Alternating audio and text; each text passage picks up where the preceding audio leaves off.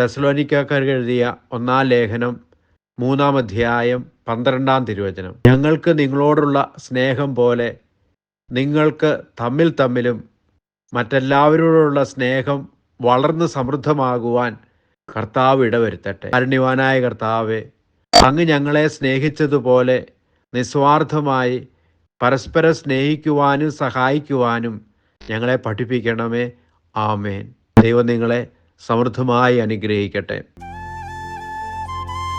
നമ്മുടെ കർത്താവ് ഈശോ മിശിഹായുടെ കൃപയും പിതാവായ ദൈവത്തിൻ്റെ സ്നേഹവും പരിശുദ്ധാത്മാവിൻ്റെ സഹവാസവും നാം എല്ലാവരോടും കൂടി ഉണ്ടായിരിക്കട്ടെ, ഇപ്പോഴും എപ്പോഴും എന്നേക്കും.